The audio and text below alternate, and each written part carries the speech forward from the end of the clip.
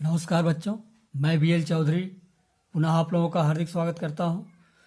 तो चलिए आज हम कक्षा 12वीं के भौतिक शास्त्र विषय का एक महत्वपूर्ण टॉपिक वैद्युत चुंबकीय प्रेरण या इलेक्ट्रोमैग्नेटिक इंडक्शन के बारे में जानकारी हासिल करते हैं। आपको मालूम है कि वैद्युत चुंबकीय प्रेरण की खोज फैराडे ने की थी। तो वैद्युत चुंबकीय प्रेरण को समझने से पहले हमें चुंबकीय फ्लक्स या मैग्नेटिक फ्लक्स के कॉन्सेप्ट को क्लियर करना होगा। चुंबकीय क्षेत्र में स्थित किसी क्षेत्रफल से उसके लंबवत गुजरने वाली कुल चुंबकीय बल रेखाओं की संख्या को चुंबकीय फ्लक्स कहते हैं। तो इस चित्र में आप देख रहे हैं कि एक क्षेत्रफल A है और चुंबकीय क्षेत्र की दिशा B है। यहाँ पर चुंबकीय क्षेत्र इस कुंडली के तल के लंबवत दिशा में है। वैसे क्षेत्रफल एक अदिश राशि होता है, लेकिन क्षेत्रफल अगर सूक्ष्म हो तो उसे सदिश राशि माना जा सकता है और इस क्षेत्रफल की दिशा उस पर बाहर की ओर खींचे गए अभिलंब की दिशा में होता है। यहाँ पर क्षेत्रफल A की दिशा ON है, जिसे यूनिट वेक्टर n से दर्शाया गया है। तो पहली स्थिति में क्षेत्रफल की दिशा अर्थात क्षेत्रफल पर बाहर की ओर खींचे गए अभिलंब की दिशा और चुंबकीय क्षेत्र B की दिशा दोनों समान है। दोनों के बीच का कोण थीटा बराबर 0 है। तो चुंबकीय फ्लक्स को हम फाई से प्रदर्शित करते हैं और यह एक अदिश राशि है। तो एक समान चुंबकीय क्षेत्र B के लंबवत क्षेत्रफल A से संबद्ध फ्लक्स का मान फाई बराबर BA होगा। द्वितीय स्थिति में जो चुंबकीय क्षेत्र B की दिशा है वह क्षेत्रफल की दिशा ON से थीटा कोण बना रहा है। तो इस स्थिति में B को हम दो घटकों में विभाजित कर सकते हैं, B cos थीटा और B sin थीटा। तो B sin थीटा इस क्षेत्रफल के तल में है और इसलिए B sin थीटा और क्षेत्रफल की दिशा ON दोनों के बीच का कोण 90 डिग्री है और चूंकि cos 90 का मान 0 होता है, अतः P sin थीटा के कारण क्षेत्रफल से संबद्ध फ्लक्स का मान 0 होगा। कुल मिलाकर क्षेत्रफल A से संबद्ध फ्लक्स का मान फाई बराबर इस स्थिति में B cos theta into A होगा या BA cos थीटा होगा, जिसे सदिश रूप में फाई बराबर vector V dot vector A के रूप में लिखा जा सकता है। दो सदिशों का अदिश गुणनफल एक अदिश राशि होता है, इसीलिए चुंबकीय फ्लक्स यहाँ पर एक अदिश राशि होता है। स्पेशल केस में थीटा बराबर 0 वाली स्थिति आप पहले देख चुके हैं। इस स्थिति में चुंबकीय क्षेत्र तल के अभिलंब के अनुदिश अर्थात तल के लंबवत हो तो फाई बराबर BA cos 0 या BA जो कि अधिकतम मान प्राप्त होता है। और यदि थीटा बराबर 90 डिग्री हो अर्थात जब चुंबकीय क्षेत्र तल के अभिलंब के लंबवत अर्थात तल के समानांतर हो तो बद्ध चुंबकीय फ्लक्स का मान 0 होता है और फाई बराबर BA cos 90 का मान 0 होने से फाई का मान यहाँ पर 0 या न्यूनतम प्राप्त होता है। चुंबकीय फ्लक्स का मात्रक SI पद्धति में वेबर और CGS पद्धति में मैक्सवेल है। दोनों में संबंध इस प्रकार से है कि 1 वेबर बराबर 10⁸ मैक्सवेल।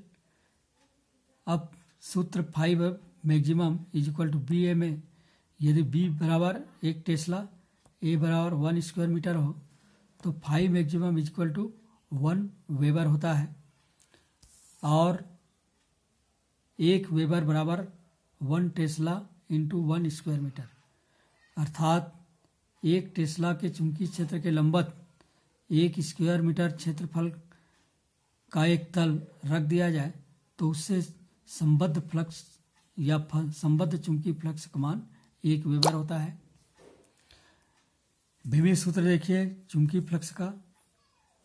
फाई मैक्सिमम बराबर BA सूत्र से बी को हम एलिमिनेट कर सकते हैं। Lorentz force F is equal to Q V B से, बी बराबर यहाँ पर एफ अपान क्यू भी होगा, और मान रखेंगे तो फाई का विमीय सूत्र एफ ए अपान क्यू भी का विमीय सूत्र होगा। एफ बल है, इसका विमीय सूत्र एम एल टी की पावर -2, ए क्षेत्रफल है, एल स्क्वायर होगा इसका, क्यू आवेश है, धारा गुणित समय ए टी, और वी वेग है, विस्थापन बटे समय एल टी की पावर -1। और इस प्रकार फाई का विमीय सूत्र एम एल स्क्वायर टी की पावर -2 ए की पावर -1। चुंबकीय क्षेत्र का मात्रक भी इस सूत्र से आप निकाल सकते हैं। फाई बराबर बी ए से, बी बराबर फाई अपान ए, मतलब बी का मात्रक बराबर फाई का मात्रक अपान ए का मात्रक। फाई का मात्रक वेबर है और ए का मात्रक स्क्वायर मीटर है, तो बी का मात्रक होगा वेबर पर स्क्वायर मीटर। तो ये चुंबकीय क्षेत्र का एक मात्रक प्राप्त हो गया। इसके पहले भी दो अन्य मात्रक जानते हैं आप, एक टेस्ला और दूसरा न्यूटन प्रति एम्पियर मीटर। अब आइए विद्युत चुंबकीय प्रेरण का नियम। तो पहले बताया गया कि 1831 में फैराडे ने वैद्युत चुंबकीय प्रेरण की खोज की थी। सन 1820 में लाप्लास ने अपने प्रयोग से ये सिद्ध किया कि किसी भी धारावाही चालक के आसपास चुंबकीय क्षेत्र उत्पन्न हो जाता है। लाप्लास के इस खोज से प्रभावित होकर फैराडे ने सोचा कि चूंकि किसी भी धारावाही चालक के आसपास चुंबकीय क्षेत्र उत्पन्न होता है, अतः चुंबकीय क्षेत्र से भी विद्युत धारा उत्पन्न होनी चाहिए, क्योंकि प्रकृति सममिति पसंद करती है। और इसके लिए उन्होंने एक कुंडली को धारामापी से जोड़कर और एक चुंबक लेकर लगातार 11 वर्षों तक प्रयोग करते रहे। अंत में झुंझलाकर उन्होंने एक दिन चुंबक को कुंडली के ऊपर दे मारा। उन्होंने देखा कि उसी समय धारामापी में विक्षेप उत्पन्न हुआ। तो उनके सुखद आश्चर्य का ठिकाना नहीं रहा, क्योंकि वहाँ पर कोई बैटरी नहीं थी और उसके बावजूद विद्युत धारा उत्पन्न हो रहा था। तो इसके बाद उन्होंने और इस प्रयोग को आगे बढ़ाया और वैद्युत चुंबकीय प्रेरण का नियम इस प्रकार से दिया कि जब एक चुंबक और कुंडली के मध्य आपेक्षिक गति होती है तो उस कुंडली में विद्युत वाहक बल उत्पन्न हो जाता है, जिसे प्रेरित विद्युत वाहक बल कहते हैं। और यदि कुंडली बंद है तो प्रेरित धारा भी बहने लगती है, और इस घटना को वैद्युत चुंबकीय प्रेरण कहते हैं। आइए उनके प्रयोग को और विस्तार से जानें। तो तांबे के एक विद्युत रोधी तार की एक कुंडली बनाकर उसके दोनों सिरों के मध्य धारामापी जोड़ देते हैं और एक चुंबक को उसके पास तथा दूर लाते हैं। तो इस प्रकार से प्रेक्षण निम्नानुसार प्राप्त होता है। यदि उत्तरी ध्रुव को कुंडली के पास लाएं तो धारामापी में एक विक्षेप प्राप्त होता है एक दिशा में। दूसरा, यदि उत्तरी ध्रुव को दूर ले जाएं तो भी विक्षेप प्राप्त होता है, लेकिन विक्षेप की दिशा बदल जाती है।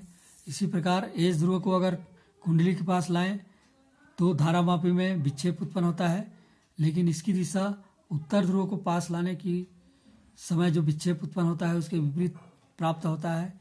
एस ध्रुव को अगर दूर ले जाएं तो विक्षेप उत्पन्न होता है, जो पास लाने पर जो विक्षेप उत्पन्न हुआ था उसके विपरीत दिशा में प्राप्त होता है।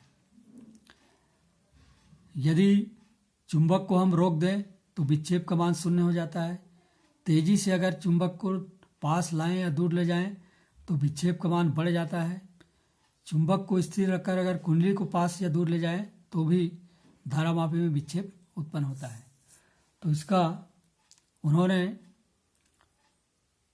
स्पष्टीकरण इस प्रकार से दिया कि जब कभी कुंडली से गुजरने वाली चुंबकीय बल रेखाओं की संख्या अर्थात चुंबकीय फ्लक्स में परिवर्तन होता है तो कुंडली में प्रेरित विद्युत वाहक बल उत्पन्न हो जाता है। जब एन ध्रुव को पास लाते हैं तो कुंडली से संबद्ध फ्लक्स में वृद्धि होती है और दूर ले जाते हैं तो कमी, अर्थात दोनों स्थितियों में फ्लक्स में परिवर्तन होता है। अतः कुंडली में प्रेरित धारा उत्पन्न होती है। तो इस प्रकार फैराडे का एक बहुत ही महत्वपूर्ण प्रयोग है और इसी प्रयोग के कारण विद्युत ऊर्जा बड़े पैमाने पर प्राप्त होना शुरू हुई और मानव जीवन जो है सुविधापूर्ण बना। बहुत बहुत धन्यवाद।